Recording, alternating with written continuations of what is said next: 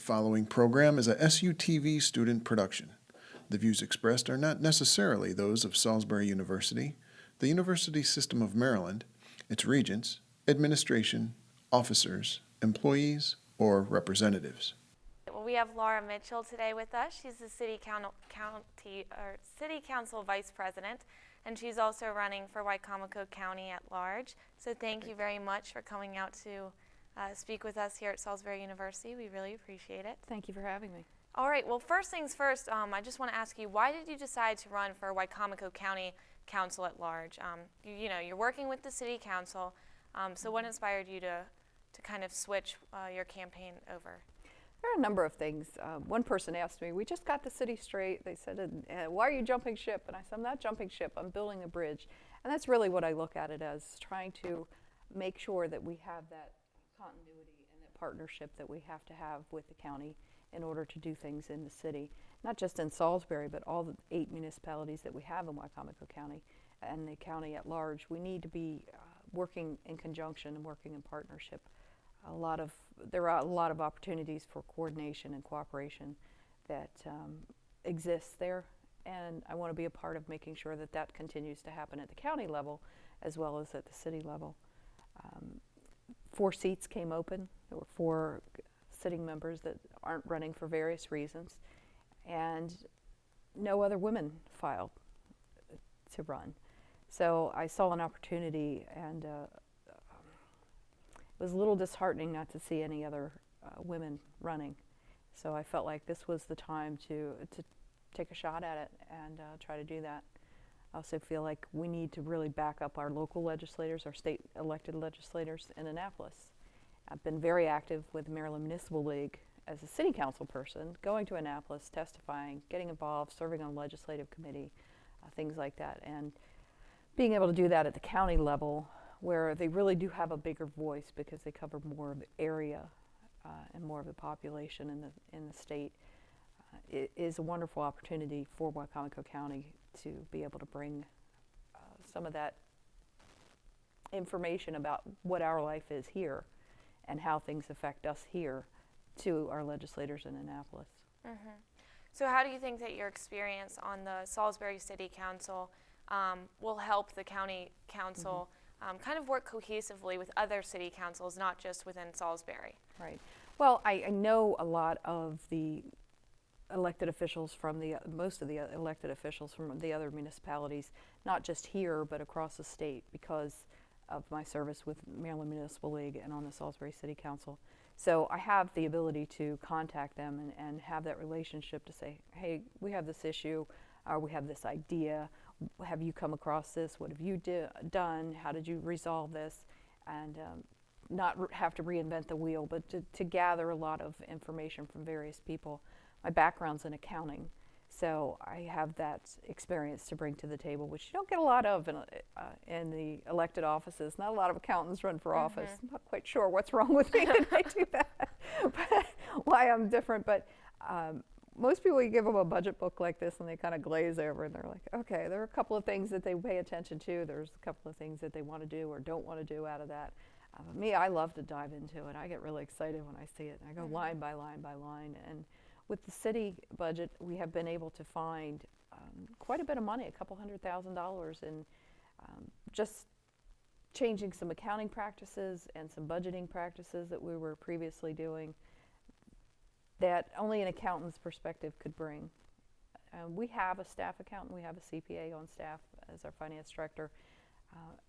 Sometimes you get so deep in the weeds that you can't see what's going on in every single line. He's dealing with it at a department level and as a city as the whole. So for having an extra set of eyes come in, and I'm only looking at specific things, I'm looking line by line for those little pots of money. I want to eliminate furlough days, so I need $128,196.23. Okay, I go looking for it, and I find it little bits at a time and put it into a pot. What happens if you don't find those pots of money is they sit in those lines and they don't get used in a chemical line, for instance. And at the end of the year, it gets rolled back into surplus. And then our surplus keeps growing. Our projects aren't getting done because we've don't think we have the money for them. They're not budgeted to be done and contracted to be done. And then the public is going, well, wait a minute, why are you taking more tax money if you're just putting it back in surplus? It's good to have a healthy surplus, but you don't want to have too much in there because then you're overtaxing. So I think that accounting background and the connections and relationships that I've built at the city level will be very helpful at the county level. So with your accounting background and obviously you just touched on how that's really helped you with the city council level, how do you think that will help you with county council in means of economy? A lot of college students, myself included, are worried about not having a job when you get out of college. You know, you spend your 4 years here. So how will that background and your work in the city council kind of affect how you approach the economic situation at the county level? Well, there are some things in the economic situation that we have control over, and there are some things that we don't. The county did put $450,000 into economic development line item this year to help spur some growth and encourage jobs and businesses to come here with good paying jobs. But there are a number of things that people look at when they come here. The first thing they look at when they're looking at a prospective location, whether it's an individual employee coming to work at the hospital or at Purdue or some other company, or if it's a company that's looking to locate, they want to know, how are your schools? What do your schools look like? Well, at the city level, we don't have any influence over the schools in terms of their budget. The county level does that. The county council and the county executive fund education from the property tax. If you don't have good schools, that is your first, biggest, and only hurdle. If you don't get over that one, you don't get on anywhere else. So once you clear that, then you have others. You have your public safety. People want to be safe. They want their kids in good schools, they want to feel safe in their homes, and they want good homes. So those three things, schools, safety, housing stock, you have to address those. You have to have a good record there. Then you can do other things, the tax incentives that are available, making things streamlined, the processes, all of those things. And I think that I have a really good mind for looking at that. And obviously we don't have money to fund everything that we'd like to. We have to look at those cost-benefit analyses on every single thing and figure out, where do we get the most return on our investment? Where do we see that investment paying off, and how? And then I end up circling back to education, and that's not the end-all be-all. There are lots of other areas that need to be funded. Tourism helps bring in a lot of money, and you have to spend money to make money very often. Pretty much any business will tell you that. But when you circle back around to education continuously, because you can invest in education up front, or you can pay later through incarceration, through people who can't find jobs that pay a living wage, and they end up being dependent on other sources for a good portion of their life. So I think that it's really incredibly important that we look hard at education. We have a law in the state of Maryland that requires the maintenance of effort. That just says that you pay the same dollar this year that you paid last year, same number of dollars. It doesn't account for inflation. It doesn't account for changes in cost or programs, mandates that come down from the federal government or the state government. So if I give you $5 today, it does not buy the same thing it would have bought you 3 years ago. So it's important that we look at that and understand that just giving the same dollar, flat dollar, year over year isn't enough. You know, and then also weighing that with everything else that you have the responsibility to do. Our highway user revenues have been cut tremendously. That's the money we get from the state to help us take care of our roads. And we have seen the results of that. We see roads that are not in the greatest condition. We were biding our time and holding our own before that cut. That was devastating to county and municipality. The municipalities have gotten it back for the last 2 years, but the counties have not. They just got a grant this year for potholes, filling potholes, but they don't stay very long. Those fills don't stay very long in the space, and then you end up eroding around it. You end up with vehicles that hit it and mess up their car or gosh forbid, have accidents or things like that. So it's all critically important. There's nothing that we do that's not important. That's what we're here for. But it's a matter of finding that balance. So we spoke with several other candidates who are running for Wicomico County, and some of them have a background in the education system. How do you think that your background in accounting and city council work, how do you think that that will also balance or work cohesively with approaching education and how to promote the growth of education here in Wicomico County? Well, there's a couple of things. With education, we have a school board here in Wicomico County who is responsible for the day-to-day. The county council and the county executive really don't have any influence, any say over what happens in the education system, with the exception of the funding. So we basically hear their requests and their justifications for what they're looking for financially, and then we have to do that cost-benefit analysis and determine what we can and cannot fund and where our priorities are in funding that. Beyond that, it goes to them. We have no say in the day-to-day. So even someone with experience in the education field doesn't get to dabble in that a lot. You get to have influence, you get to have conversations from that standpoint, but you don't get any to give any direction as to where that goes. As far as the importance of education, I dropped out of school in the 8th grade and ran away to Florida when I was 14 years old. So I very quickly, waiting tables in a restaurant, or a truck stop, waiting tables in a truck stop, very quickly realized the importance of having an education. Working a number of years in retail, nights and weekends and holidays, and being away from my kids and things like that, it was like, I have to do something different. When your paycheck barely covers daycare and you're out of the home for 40 hours a week, you realize really quickly how important that is. So I went back to school. I got my associate's degree in accounting, my undergrad in accounting, and ended up getting my MBA.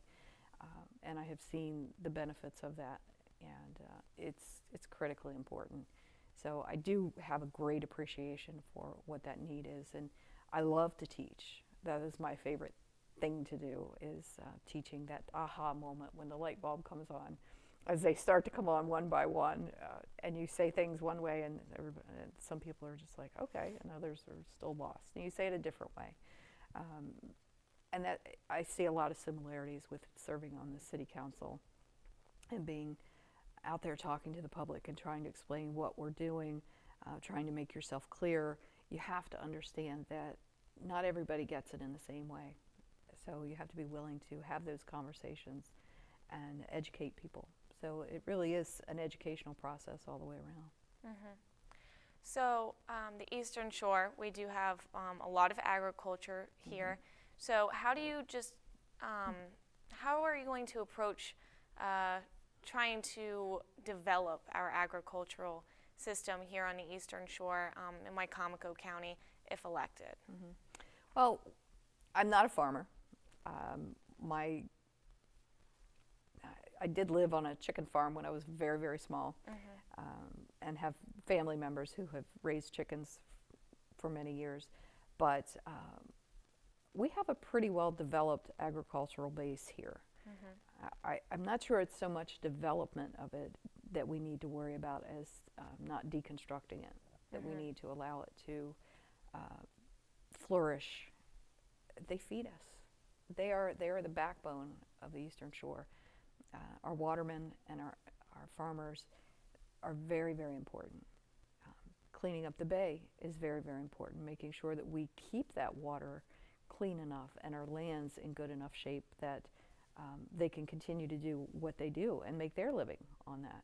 That's hugely important.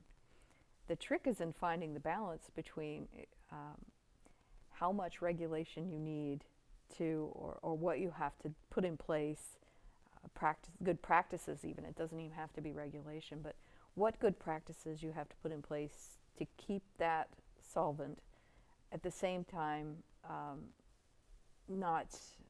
I guess keeping them solvent in both ways, keeping our waters clean and our lands in good use, being solvent, and keeping them financially solvent. so that they're not bankrupt trying to keep up with the regulations and doing what they need to do. We got here with both being in existence, and I think that we can get back, but for me, the key to this, like most anything else, is getting everybody at the table, getting everybody's input, and reaching some kind of compromise, finding out where that sweet spot is, where there's a little bit that makes everybody a little bit unhappy, but there's a whole lot that makes everybody happy, and we can work together. That's the one thing I think is missing the most in our government from top to bottom right now, is people working together. And I have demonstrated that on the city council. I have worked very hard to take that approach, to bring everybody to the table and not shut anybody out of the conversation, because I know I don't have all the answers. I know that I have to rely on other people to have those answers, and that means talking to people. So at the beginning of the interview, you did touch briefly about you being the only female to approach the ballot. So how do you feel like, being a female will kind of bring a balance to the county council, or how do you think that would be different than having another male be put in that position? Well, I think we all come to everything that we set out to do with our own perspectives. We are the sum of our experiences. Obviously, experiences growing up female are different than experiences growing up male. There's a lot of similarities, but there are a lot of differences as well. I think it's really important that we have diverse opinions and perspectives in everything that we do, whether it's male, female, ethnicity, whatever piece you want to pull out of that. I think the better the mix, the better off we are. And I think it's important that we have female perspective on the council, along with all the others that are there. Obviously, there are going to be 6 men. There may be 7, there may be 6 and 1. I hope that it's 6 and 1, and I hope to be able to serve on the council. I think that I have a lot to offer, besides just being a female, but it is interesting that no other females decided to run this time, and that this is the one shot that people have to have that perspective on the council. And from working in the Salisbury City Council and obviously close proximity to Salisbury University, how do you plan to continue to reach out to Salisbury students, or really any other university students, just to get them involved in the county council level and to understand what's going on in the area around them in which they're currently residing? Well, the city has done this Youth Civics Council this year, and that worked out really well. I'd like to see that at the county level as well, seeing them get involved. I have a 8-year-old grandson who's in 2nd grade, and very involved with him in school, and a parent representative on some teams there. But I think it starts very young, and it goes all the way through. If you ever stop learning, you might as well just close your eyes, because you're dead. You really do learn from birth to death. And I think that that's really important to remember. Getting involved with students, my mind doesn't know that I'm as old as I am. So I've been involved quite a bit, and we still go out to Third Friday. We go out to various places, and bringing people in to the government is really important to me. Bringing young people in from the 2nd grade Boy Scouts, or the 1st grade. He started last year. He came to a couple of meetings, and all the way up. I love when I look out at a meeting and see students in the audience of any age. Anybody under 50, I'm excited. So having them there is one thing. Having them involved and understanding what the topics are that we're talking about, what's going on, and how it affects them. I think that's the thing that we're missing, is we're not making that connection necessarily to help people understand how what we're talking about affects them and what impact that's going to have. We had the birds and the bees on our agenda a couple of weeks ago, and I mean that quite literally. It was chickens in the city, a proposal to allow chickens in backyards, and beekeeping in backyards within the city limits. And that affects everybody that lives in the city limits.